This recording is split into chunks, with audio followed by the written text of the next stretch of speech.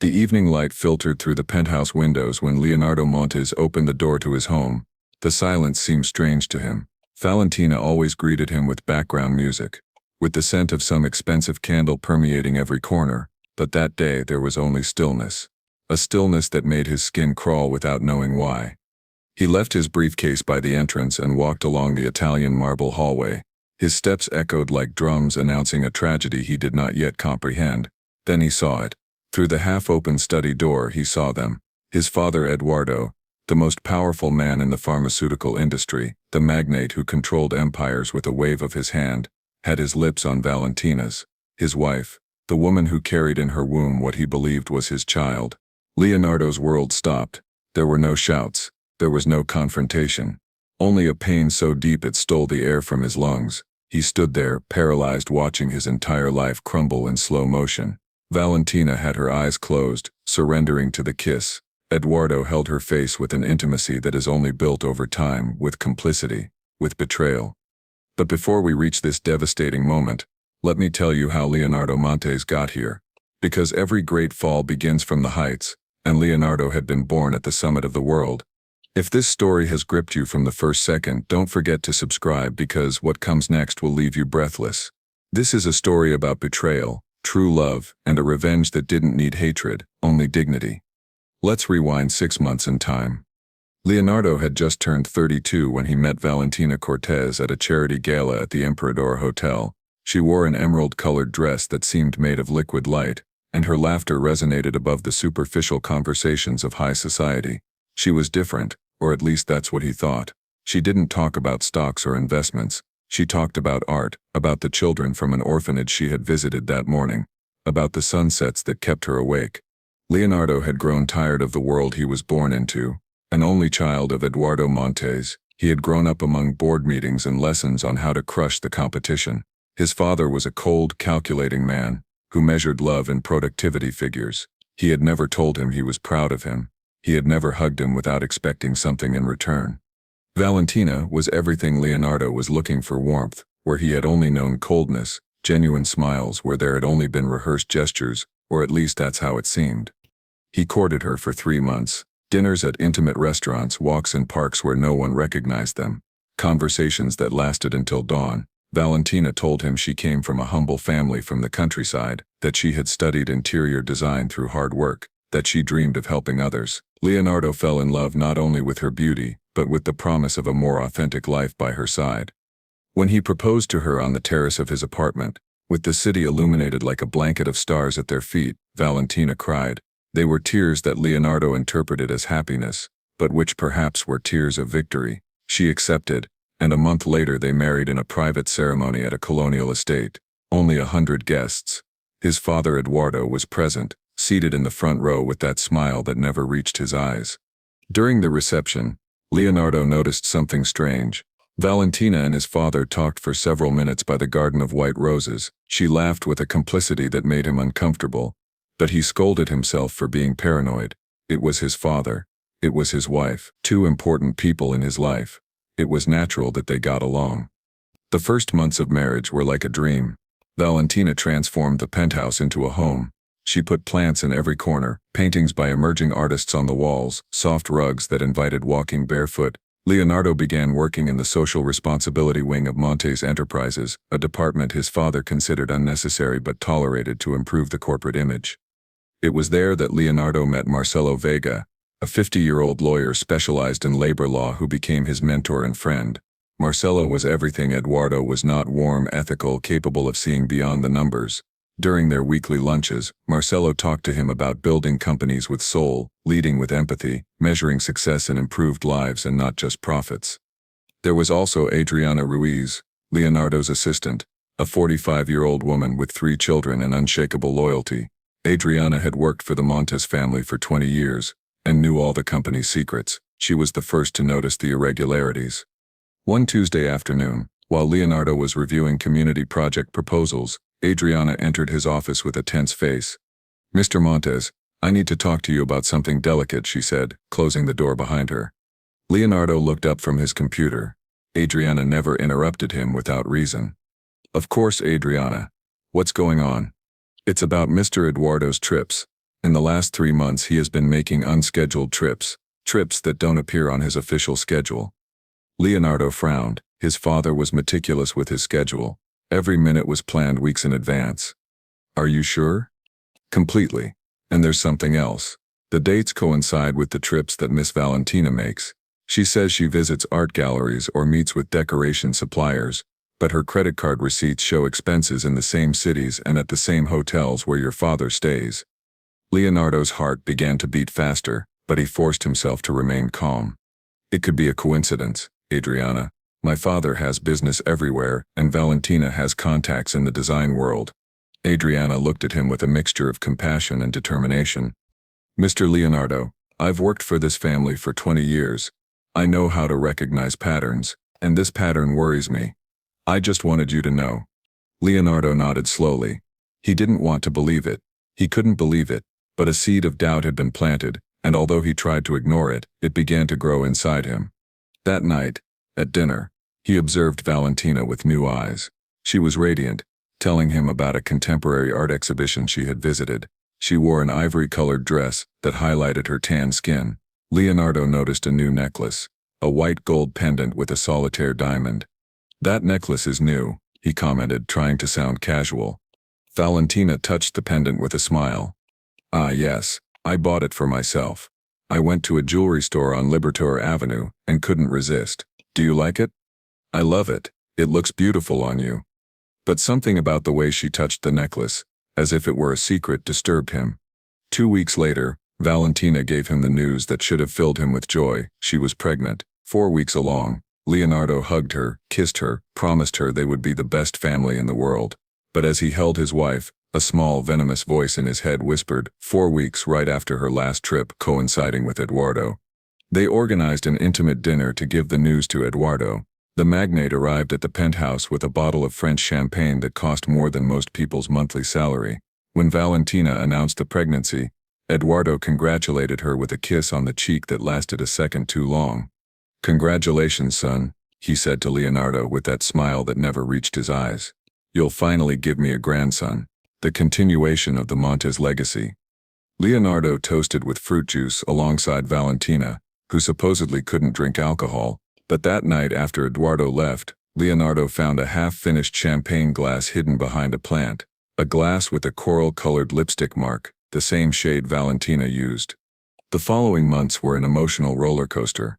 On one hand, Leonardo was preparing to become a father. He bought books on parenting, transformed the second bedroom into a nursery, imagined teaching his child everything his own father had never taught him about love and empathy. On the other hand, the coincidences multiplied. Marcelo Vega invited him to lunch one Friday. They sat in a discreet downtown restaurant far from the places the business elite usually frequented. Leonardo, I'm going to be direct with you because I consider you family, Marcelo began, playing with the fork between his fingers. I have a friend who works in the accounting department of Montes Enterprises. He told me something that has me very worried. What is it, Marcelo? Your father has been diverting funds to a personal account, small amounts, but constant. And there are regular transfers to an account in the name of Valentina Cortés de Montes. Significant figures, $50,000 monthly for the past 6 months. Leonardo felt the floor move beneath his feet. That can't be true. Valentina has access to all our joint accounts. She doesn't need money from my father. That's why I'm mentioning it. It makes no sense. Unless... Marcelo left the sentence unfinished, but both knew what it implied. Leonardo arrived home early that afternoon. He needed to talk to Valentina. He needed to dismiss these absurd suspicions. But when he opened the door, he heard voices in the study. His father's deep voice and his wife's musical laughter. He approached silently, his heart hammering in his chest. And then he saw them. Eduardo was holding Valentina's face in his hands. Their lips met in a kiss that had nothing paternal, nothing innocent about it. It was a kiss of lovers, of accomplices, of two people sharing a secret that would shatter worlds. Valentina had one hand on her 5-month swollen belly. Eduardo lowered his hand and placed it over hers, over that womb that held an even darker secret. Leonardo didn't know how long he stood there, paralyzed, watching his life turn to ashes. It could have been a second or an eternity. Finally, his legs reacted. He retreated silently, took his briefcase, and left the penthouse without making a sound. He walked the streets with no fixed direction. The city that had always been his kingdom now seemed like a glass prison. People greeted him when they recognized him, but he didn't respond. Tears began to fall uncontrollably. The son of magnate Eduardo Montes, the man who never showed weakness, was crying like a lost child in the middle of the main avenue. He entered the first place he found, a small cafe on a corner he had never noticed before. The walls were exposed brick, there were hanging plants, and the aroma of freshly brewed coffee floated in the air. It was the kind of place he would never have entered in his previous life, when he only frequented exclusive lounges and Michelin-starred restaurants. He sat at a corner table, hiding his face in his hands. He couldn't think, he couldn't breathe. Everything he believed to be real had become an elaborate lie. His marriage, his paternity, even his father's love, it was all a farce. A soft voice pulled him from his spiral of pain. "Excuse me, sir, I brought your coffee." Leonardo looked up and saw a young woman of about 25. She had brown hair tied in a ponytail, honey-colored eyes full of genuine warmth, and an apron with the cafe's logo. She wore no makeup, no expensive jewelry, none of that artificial elegance of the women in his circle. She was simple, authentic, real. She placed the cup in front of him and noticed the tears on his cheeks. Instead of ignoring him or pretending not to see them, she bent down a little to be at his level. "Forgive me for intruding, but you look very unwell. It's okay. Do you need me to call someone?" Leonardo looked at her, surprised by her sincere concern. In his world, no one asked if you were okay unless they had something to gain. "No, thank you. I just need a moment." The young woman nodded, but didn't move. "You know, my grandmother always said that coffee has a special power. It doesn't solve problems, but it gives you strength to face them. This is our special Colombian coffee with a touch of cinnamon. I hope it helps, even if just a little." Leonardo took the cup with trembling hands. The first sip was like a warm hug in the middle of an icy storm. "Thank you," he murmured. "What's your name?" "Sofia Ramirez. And you are Leonardo Montes. I recognized you from the news. Don't worry, I won't ask for a photo or anything like that. Just, I hope things get better for you, whatever it is." She gave him a small but genuine smile, and returned to the counter. Leonardo watched her as she served other customers with the same warmth, the same sincere attention. There was something about her that reminded him that kindness existed in the world, that not everything was betrayal and lies. He drank his coffee slowly, and for the first time in hours he could breathe. He didn't know what he would do next. He didn't know how he would face the truth he had just discovered, but in that small cafe, with that kind-eyed girl serving hope in a cup, Leonardo Montes began to understand that his life was about to change forever. And what he didn't know was that Sofia Ramirez, the humble cafe employee who asked him if he was okay, would be the woman who would help him rebuild from the ashes and build an empire that would eclipse everything his father had achieved. If this story has gripped you from the first second, do not forget to subscribe, because what comes next will leave you breathless.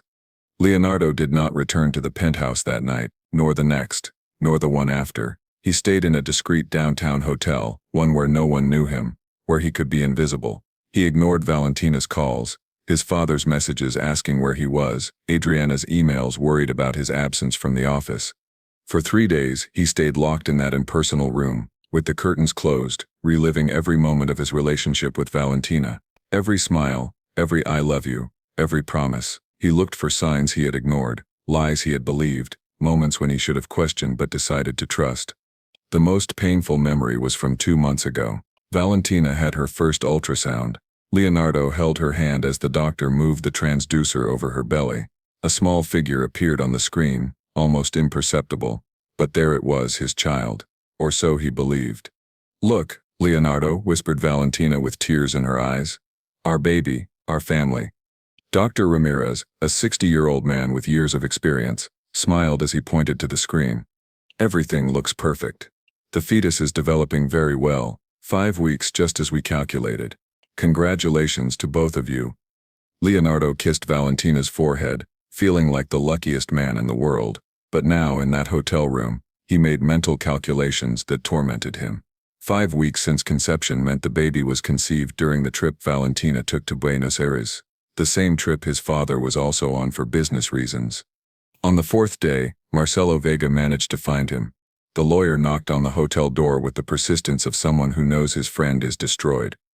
"Leonardo, it's Marcelo. I know you're in there. Please let me in. Leonardo opened the door.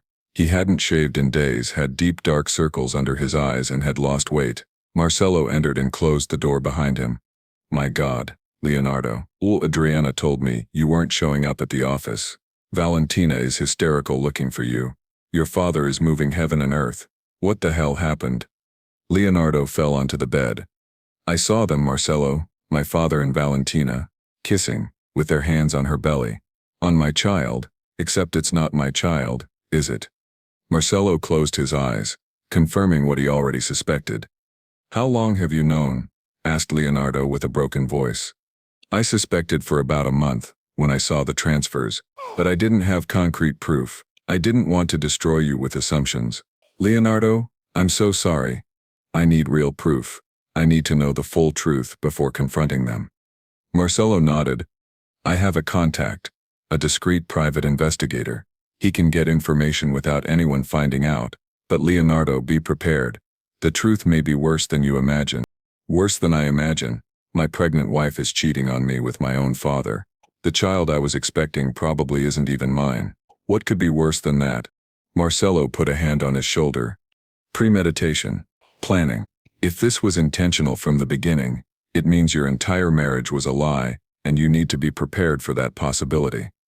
Leonardo hired the investigator that same afternoon. His name was Julian Torres, a 52-year-old former police officer who now worked on private cases.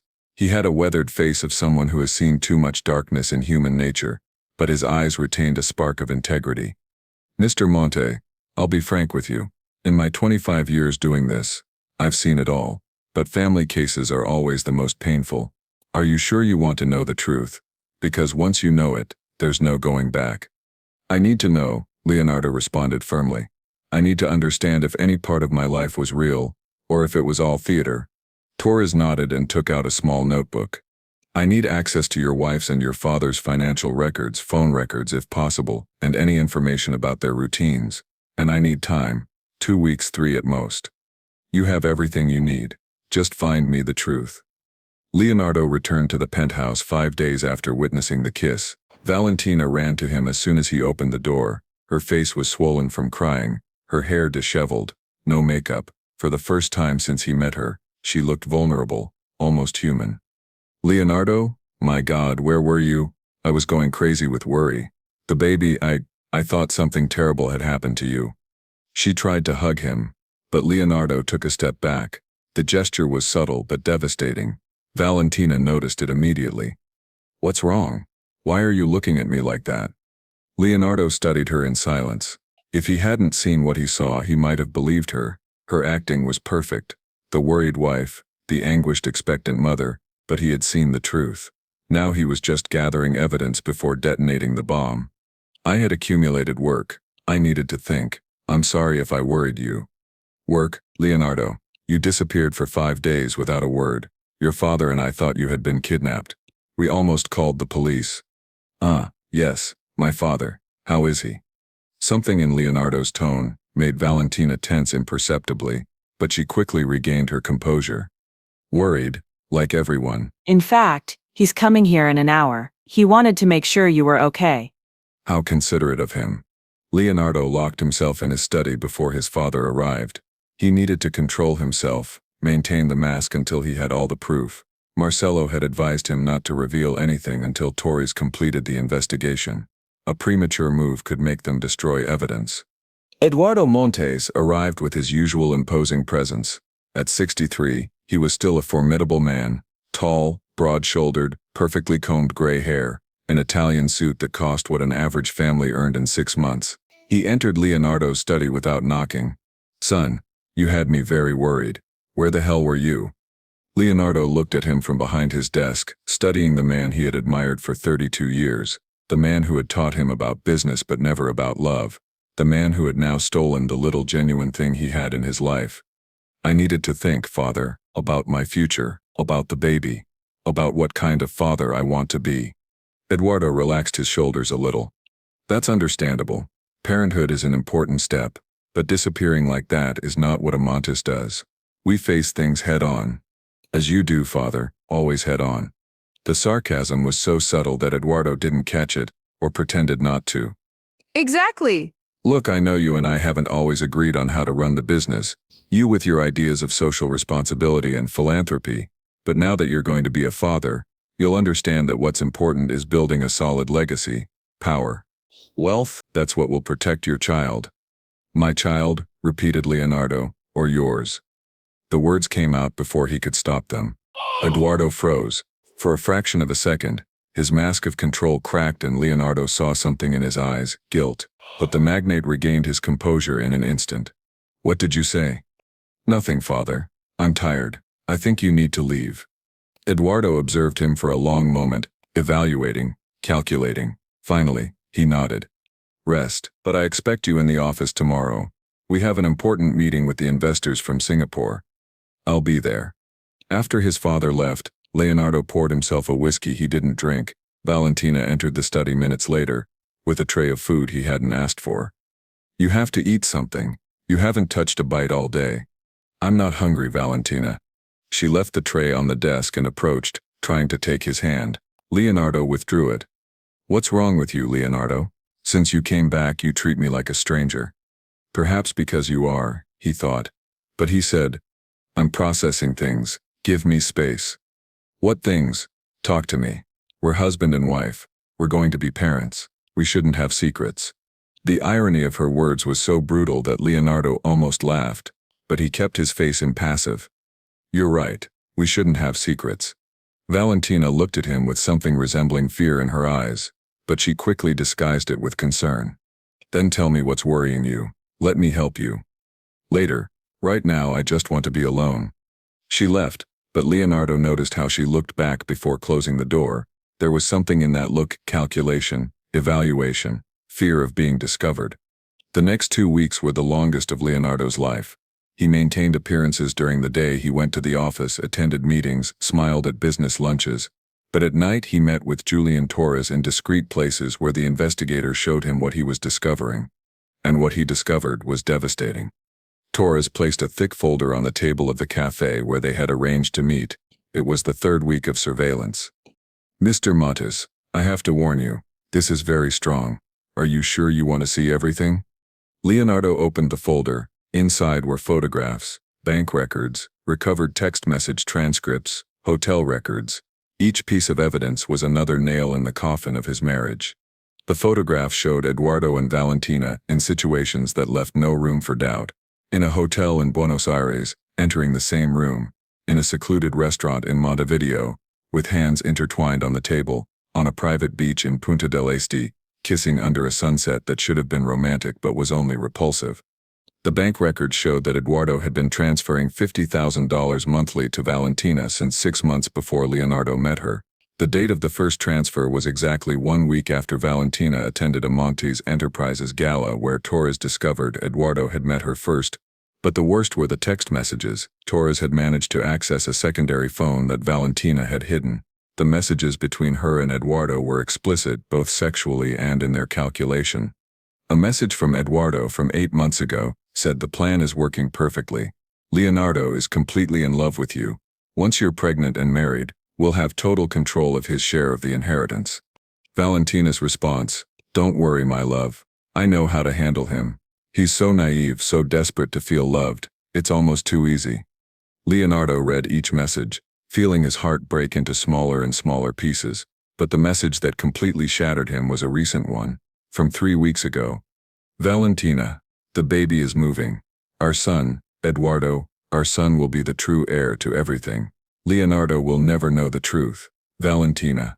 And if he suspects something, Eduardo, then we'll handle it. I've done it before. Valentina. Before. With whom? Eduardo. With his mother. She also discovered the truth about me. That's why she had the accident. Leonardo dropped the phone. His mother had died in a car accident when he was 15. He was always told it was due to weather conditions, that the car skidded on a wet curve, but this message suggested something much darker. Torres, I need you to investigate my mother's death. Lucia Montes. She died 17 years ago in a car accident on the road to Valle Verde. Torres took notes without flinching. He had seen too much in his career to be surprised. I will. But Mr. Montes, you need to decide what you will do with all this information. You have enough evidence to destroy them legally. Lawsuit for fraud, criminal investigation, everything. Leonardo looked at the photographs scattered on the table. His father and his wife, the two pillars of his life revealed as the architects of his destruction.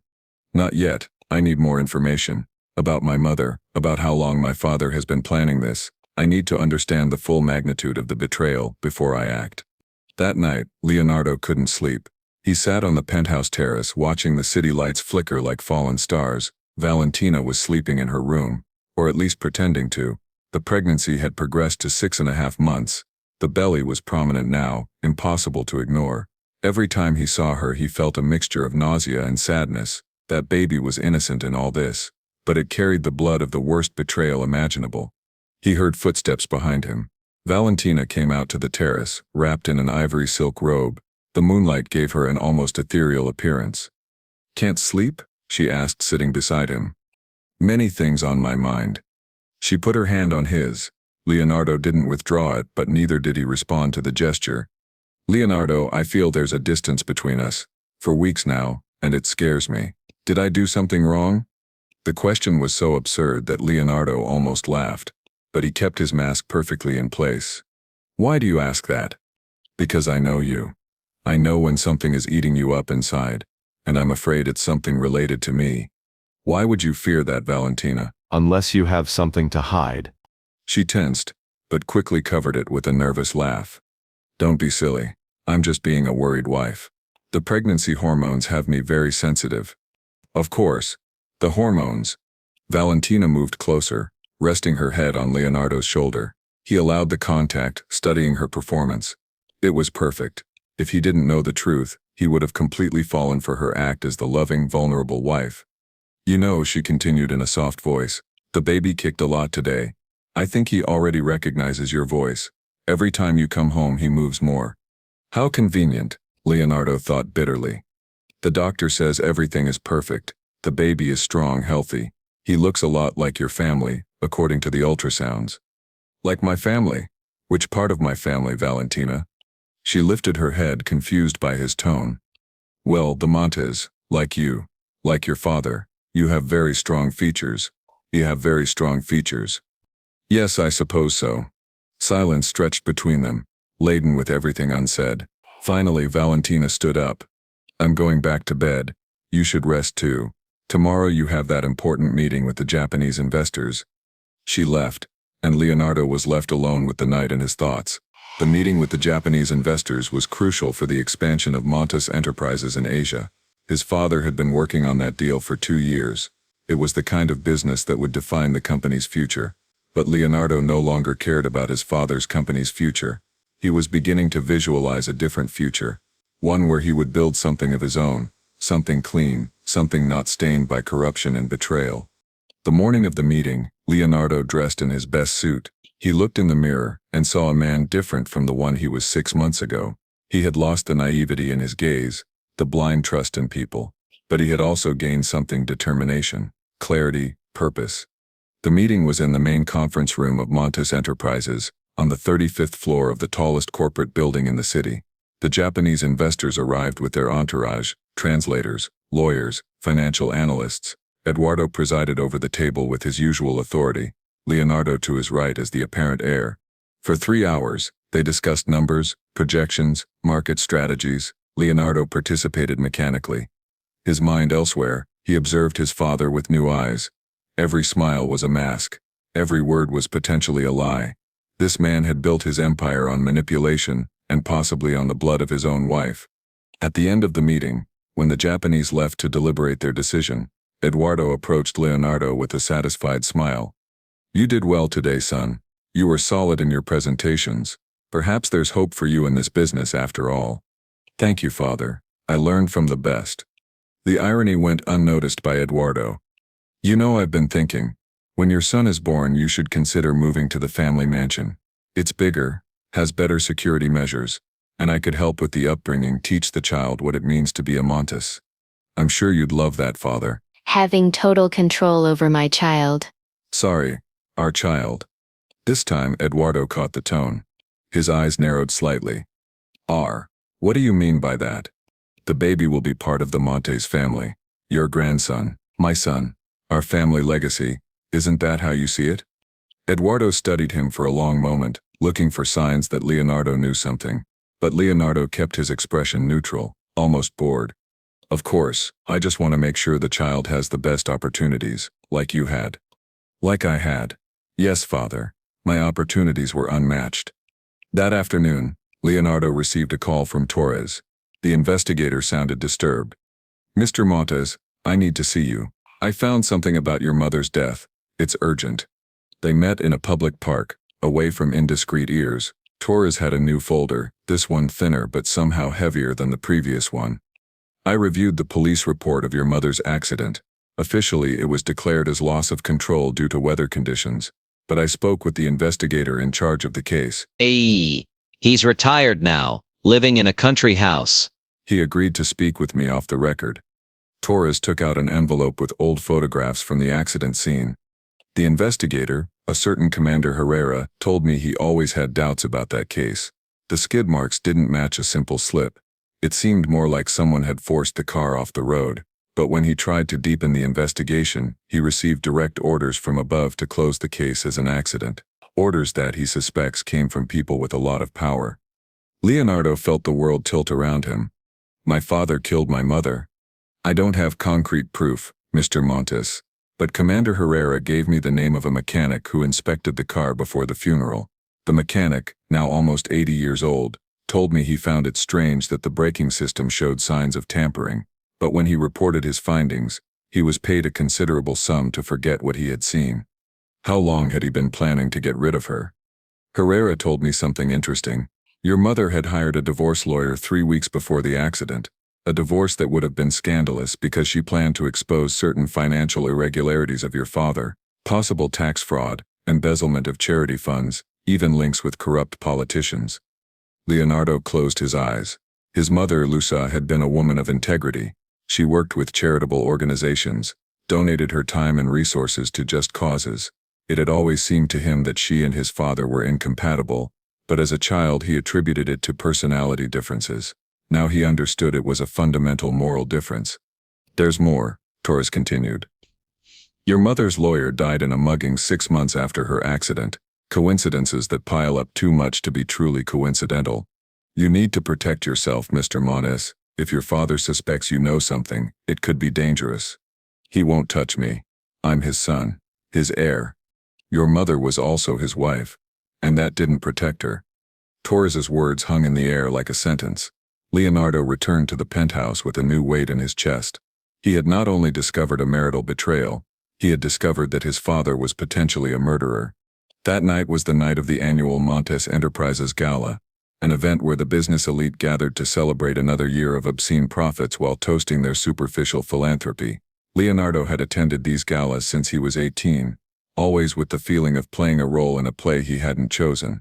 Valentina came down the stairs wearing a golden maternity dress that accentuated her belly. She had applied her makeup perfectly, every detail calculated to project the image of the perfect wife of the perfect heir. You look handsome, she told him, adjusting his tie. We're going to be the couple of the event. Leonardo smiled without the smile reaching his eyes. We always are, Valentina. We always play our roles perfectly. She caught something in his tone but said nothing. At the gala, Leonardo observed everything with the distance of someone who no longer belongs. The businessmen discussed their yachts and summer homes. The wives compared jewelry and plastic surgeries. His father moved among the groups with the confidence of a king in his court. Valentina smiled and accepted congratulations for her pregnancy, touching her belly in a way that everyone could see the diamond ring Eduardo had given her that afternoon as a gift from an excited grandfather. Leonardo excused himself to get some air and went out to the hotel terrace.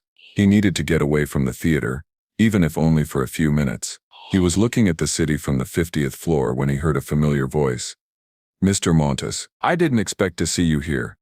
He turned and saw Sofia, the girl from the cafe, but she looked different. She wore a hotel waitress uniform, her hair elegantly tied up and a tray in her hands. She looked uncomfortable in that environment, like a bird caged in a gold display case. Sofia, you work here. Only for special events. My cafe boss also coordinates catering.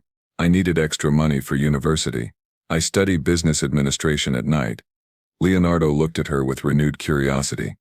Business administration. What do you want to do when you graduate? Sofia approached the railing, looking at the city alongside him. I want to open my own cafe. Well, several cafes eventually, but not like the soulless franchises. I want places where people feel at home, where coffee is more than a drink, where it's an experience. It sounds silly, right? Not at all. It sounds like someone with vision and purpose. She looked at him, surprised. Coming from the heir to a business empire, that means a lot. The heir, repeated Leonardo bitterly. Sometimes titles mean nothing, Sofia. Sometimes they're just masks we wear to hide the truth. She frowned, worried. Are you okay, Mr. Montes? You look different from that time in the cafe. More empty. Leonardo was surprised by her perception. Let's just say I've learned things about my life I would have preferred not to know. Like what? I shouldn't talk about this with you. I don't even know you. Sometimes it's easier to talk to strangers. They have no expectations or preconceived judgments. Leonardo studied her for a moment. There was something about her that invited honesty. Perhaps it was her simplicity, her authenticity in a world of falsehoods. I discovered that the two people I trusted the most betrayed me in the most vile way imaginable, and that my entire life has been built on lies and manipulation. Sofia showed no exaggerated surprise or condescending pity. She just nodded with understanding. My father always told me that life gives you two options when you're betrayed. You can get stuck in the pain and let it consume you, or you can use that pain as fuel to build something better. He chose the latter when my mother left us for another man. He raised us alone, working 2 jobs, and never let bitterness define him. And you? What would you choose? I already chose. When I was 17, my best friend stole my savings and fled the city. It was money I had been saving for years for university. I could have given up, let myself be consumed by rage, but I decided that betrayal would not define my future. I worked harder, got scholarships, and here I am a year away from graduating with honors. Leonardo felt something move in his chest. Admiration, inspiration, hope. How do you do that? How do you turn pain into power? Sofia smiled. First, you accept that it happened. You don't deny it or minimize it. It hurts, and it's okay that it hurts. Second, you decide what kind of person you want to be, despite the pain. And third, you build something so beautiful that the betrayal becomes just a footnote in your story, not the title. Leonardo looked at her as if seeing her for the first time. This young woman, with her simple uniform and her big dreams, was teaching him more about life than all the business books he had read. You're very wise for your age. Life teaches you when you have no other choice. I have to go back inside before they fire me. But Mr. Montes, Leonardo, whatever it is, you'll get through it. I know you will. She left, and Leonardo stayed on the terrace, thinking about her words. Build something so beautiful that the betrayal becomes just a footnote in your story, not the title. It was exactly what he needed to hear. When he returned to the gala, he saw Valentina and his father dancing together. They were the center of attention, the powerful magnate and his beautiful daughter-in-law celebrating the future heir. But Leonardo saw beyond the facade. He saw the conspiracy, the manipulation, the lies. He approached them with a smile that was more of a declaration of war. Father, Valentina, you make a beautiful couple. The words were innocent, but the tone was not. Eduardo looked at him with a flicker of alarm in his eyes. Son, you know this is just a dance between family. Of course, father. Everything in this family is just appearances, isn't it? But appearances can be deceiving. Valentina looked at him with something close to panic. Leonardo, what are you talking about? I'm talking about the truth, Valentina. The truth that sooner or later always comes to light. But don't worry, I'll make sure it comes out at the right time, and in the right way. He turned and walked away, leaving them with the first seed of fear planted. He didn't know exactly what he would do, but he knew he would not be the victim in this story. He would be the architect of his own destiny. That night, when he returned to the penthouse, Leonardo sat at his desk and began to write. He wrote down everything he had discovered, everything he suspected, everything he planned to do. He wrote about his mother, about the betrayal of his father and Valentina, about the baby that wasn't his, about the company built on corruption. And then he began to write a new story, a story where he would build something from scratch, something clean, something that would honor his mother's memory and prove that he was nothing like his father. He took out his phone and sent a message to Sofia. Thank you for your words tonight. They were exactly what I needed to hear. The response came almost immediately. I'm glad. Remember, you decide what kind of person you'll be despite the pain. Leonardo smiled for the first time in weeks. A genuine smile.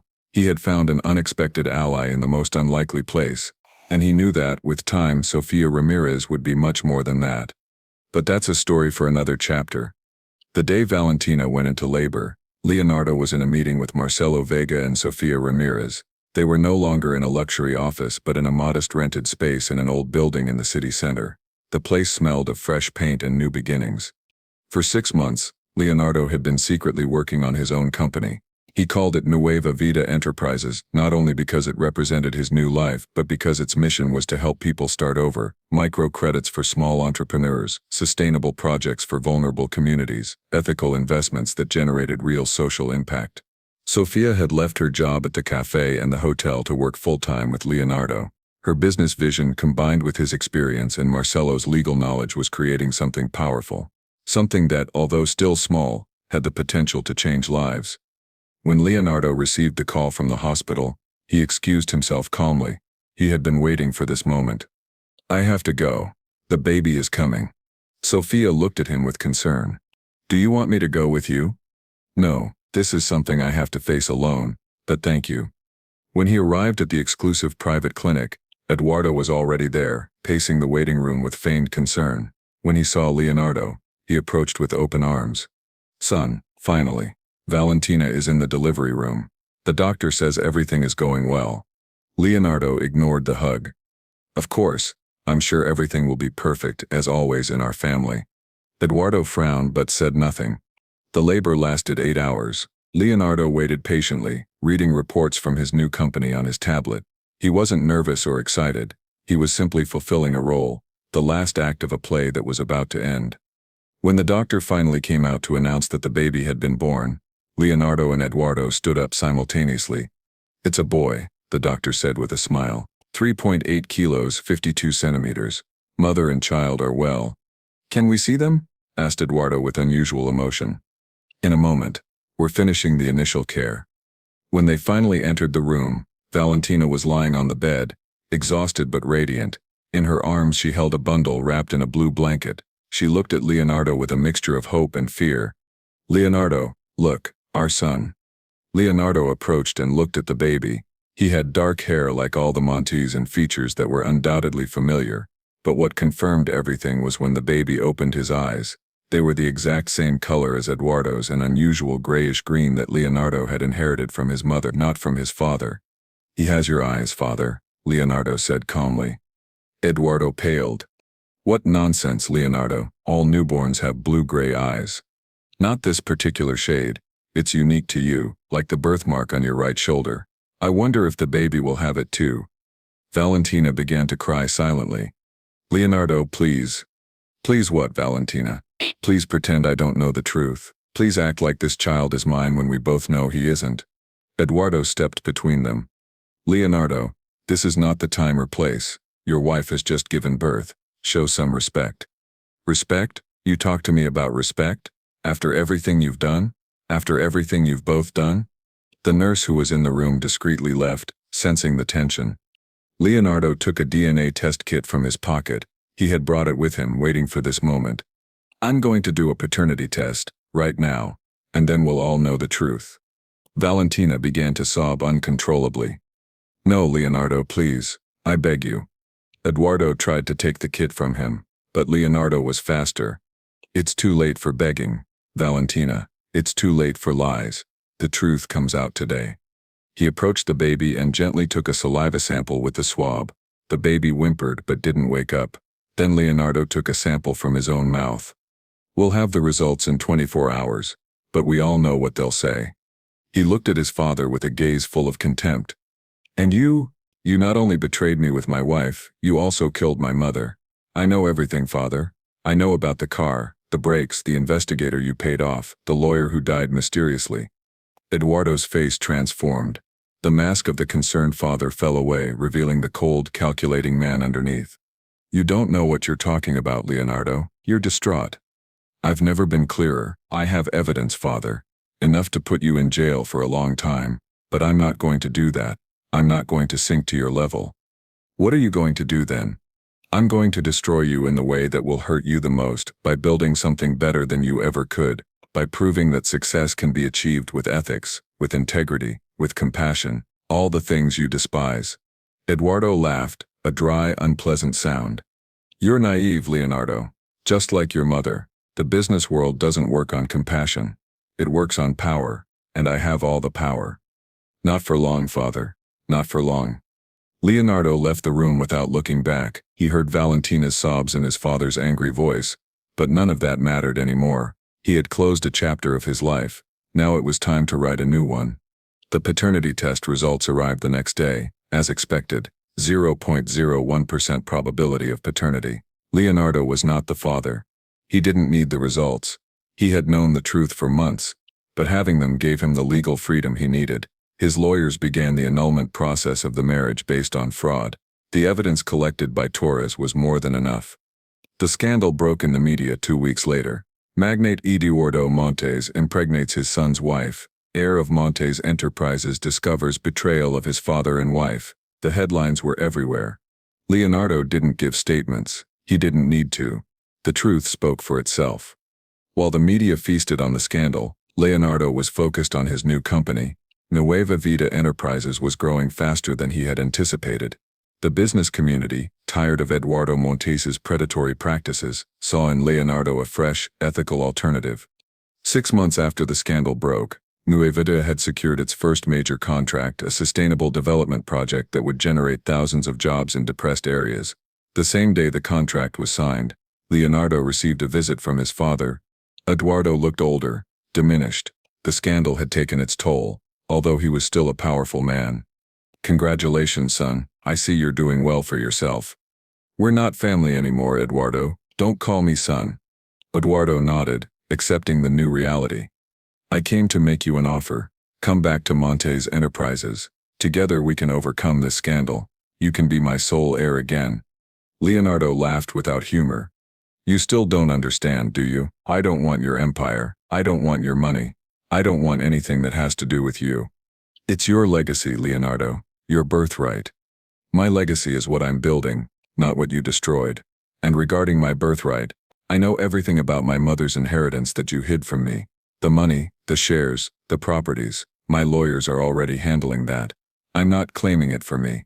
I'm donating it to a foundation in her name. Eduardo paled. You can't do that. I already did. It was her money, not yours.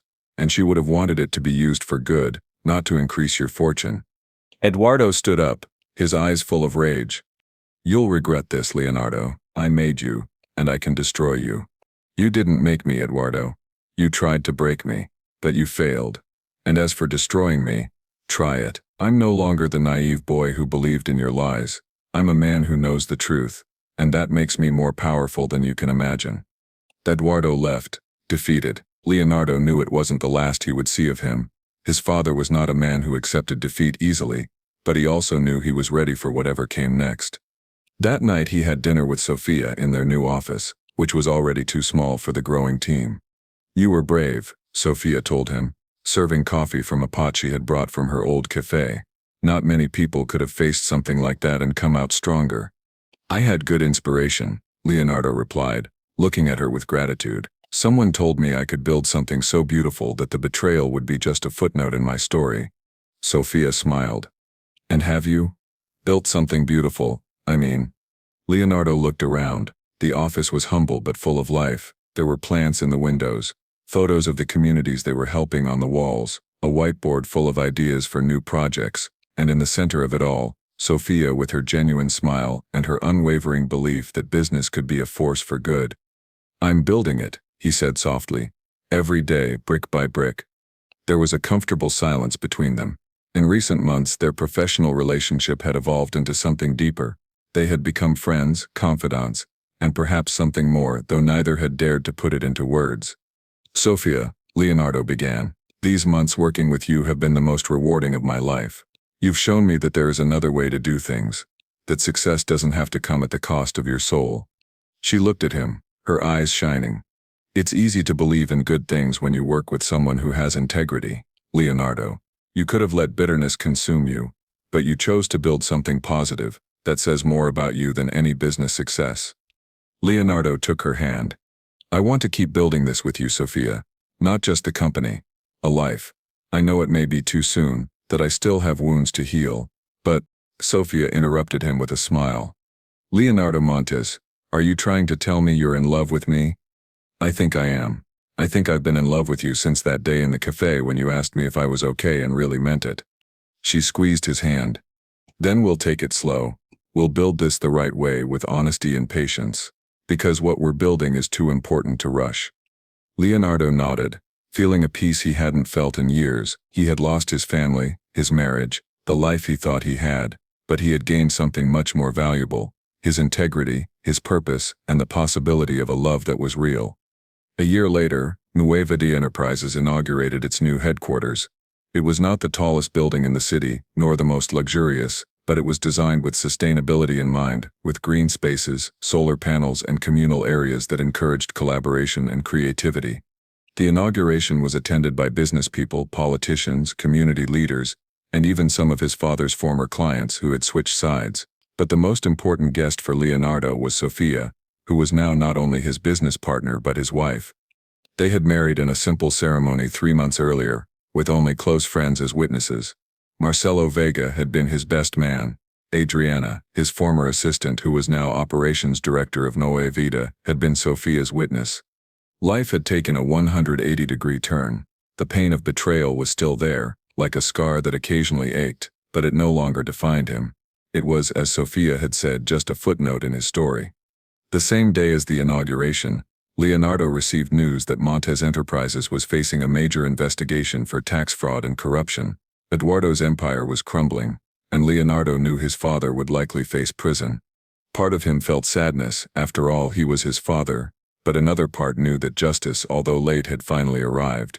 That night, standing on the terrace of his new home with Sophia by his side, Leonardo looked at the city lights and thought about everything that had happened. The betrayal had been devastating, but it had led him to a more authentic life. It had led him to love that was real, to work that had purpose, to a peace he had never known. Sophia, he whispered, do you think we can really leave the past behind? She took his hand and placed it on her belly, which was just beginning to swell. The past is part of us, Leonardo, but it doesn't define us. What defines us is what we choose to build with the pieces. And we, she said, smiling, are building something beautiful. Leonardo felt tears well up in his eyes, but this time they were tears of happiness. He had lost a family based on lies but had gained one based on truth. He had lost an inheritance tainted by corruption, but had built a legacy based on integrity. And he knew that, despite the pain, despite the betrayal, his story was just beginning. The afternoon sun filtered through the windows of the New Life Foundation, the charitable organization Leonardo had created in his mother's memory. In the garden, 2 children played under the watchful eye of their nanny, Lucia, 4 years old, with her mother's honey-colored eyes, and little Mateo, 2 years old, with his father's determined smile. Leonardo watched them from his office window, a smile on his lips. His life was completely different from what he had imagined years ago, but it was more authentic, more meaningful than anything he could have planned. Sophia entered the office, carrying a folder with new project proposals. At 31, she radiated a maturity and confidence that came from building something with her own hands. She approached Leonardo and kissed him softly. Happy? She asked, knowing the answer. More than I ever thought possible, he replied, wrapping his arm around her waist. The intercom on his desk buzzed. Mr. Montes, there's a visitor for you. She says she's your ex-wife. Leonardo and Sophia exchanged a look. Valentina had disappeared from their lives years ago. After the annulment of the marriage, Leonardo had heard that she had moved to Europe with the child, Eduardo's son, and that his father was providing for them from a distance. Should I tell her you're busy? Asked the secretary through the intercom. Leonardo thought for a moment. The pain of the betrayal had healed, leaving only a scar that no longer hurt. No, send her in. Valentina entered the office looking very different from the woman Leonardo had married. She wore simple clothes, no makeup, and her eyes had lost the calculating gleam they once had. She looked at peace. Leonardo, Sophia, thank you for receiving me. Valentina, it's been a long time. How are you? She smiled, a genuine smile that reached her eyes. I'm well, better than I've been in a long time. I'm living in Switzerland with my son. Matteo, I named him after your grandfather. I hope you don't mind. Leonardo shook his head. It's a good name. How is he? He's fine. He's 5 years old now. Smart. Curious. He looks a lot like Eduardo. There was an awkward silence. Finally, Valentina continued. I came to apologize. Truly apologize. For everything. I know my words don't fix anything, but I needed you to know that I regret every lie, every betrayal. What made you change, Valentina? Asked Sophia with curiosity but without judgment. Time, distance, therapy. Seeing my son grow up made me realize I didn't want him to become like his father. I didn't want him to learn that people are objects to be used. I'm trying to teach him about honesty, about compassion, all the things I forgot when I got involved with Eduardo. She looked at Leonardo with tears in her eyes. You were always a good man, Leonardo, and I was too blind, too ambitious to see it. I'm sorry for the pain I caused you. Leonardo nodded, feeling a weight he didn't know he was carrying lift from his shoulders. I forgive you, Valentina. I forgave you a long time ago. The pain you caused me led me to where I am now, to a life I wouldn't change for anything. Valentina smiled through her tears. I'm glad. I really am. I also came to tell you that Eduardo is very ill, pancreatic cancer. The doctors give him a few months. Leonardo felt a pang in his chest. Despite everything, he was still his father. Does he want to see me? Valentina shook her head. He's too proud, but I think you should go, not for him, but for you, to close that chapter completely. After Valentina left, Leonardo remained thoughtful. Sophia approached and took his hand. Will you go see him? I think I have to, not as the son he wanted but as the man I became despite him. The next day Leonardo went to the family mansion where he had grown up. The place that had once seemed imposing and luxurious now looked old, decadent, like a relic of a past that no longer existed. Eduardo was in the library, sitting in a leather armchair. He had aged 20 years and 5. He was thin, pale, connected to an oxygen tank, but his eyes still retained a spark of the old power. You came, he said with a weak voice. I didn't think you would. You're my father, despite everything. Eduardo gestured for him to sit.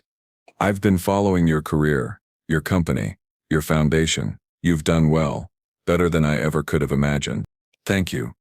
I'm not congratulating you. I'm just stating a fact.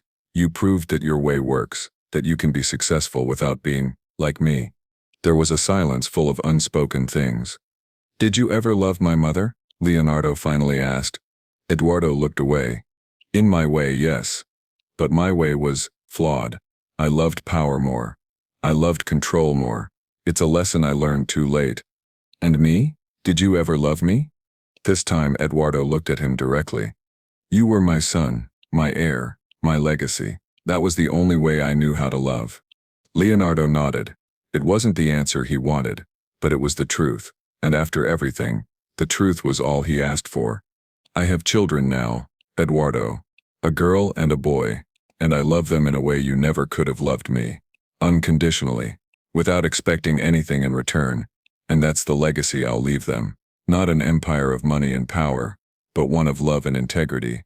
Eduardo closed his eyes, and for a moment, Leonardo thought he saw a tear slide down his cheek. Then you've won, Leonardo. You've beaten me in the only way that matters.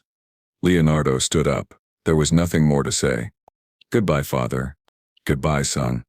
Leonardo left the mansion without looking back. He knew it was the last time he would see his father alive. But he felt no pain, no resentment, only peace. When he returned home, Sophia was waiting for him in the garden. Lucia and Matteo ran to meet him, hugging his legs with the unconditional love only children can give. Daddy, Daddy, look what I drew. Lucia showed him a drawing of their family, all of them together with a huge sun smiling in the sky. It's beautiful, my love. The most beautiful thing I've ever seen. He picked up his daughter in one arm, and his son in the other, and walked toward Sophia, who watched them with a smile that contained all the happiness in the world. At that moment Leonardo Montes knew he had achieved everything he had ever wanted. Not the fortune, not the power, not the business success, but a family built on love, a life built on truth, a story where betrayal had been just a footnote, not the title. And as he hugged his wife and children, watching the sunset paint the sky with shades of orange and pink, he knew that despite everything his story had a happy ending. Sometimes life tears you away from everything you knew only to show you who you really are. Sometimes losing everything is the only way to gain what matters. Leonardo understood it when betrayed love took him to the bottom, and the kindness of a stranger brought him back to the surface. Because forgiveness is not about forgetting, but about freeing yourself, and the greatest victory is not in destroying the enemy, but in not letting hatred turn you into one. If this story touched your heart, do not forget to subscribe. Here we tell stories that not only entertain but make you feel, reflect and, above all, believe again in the power of true love.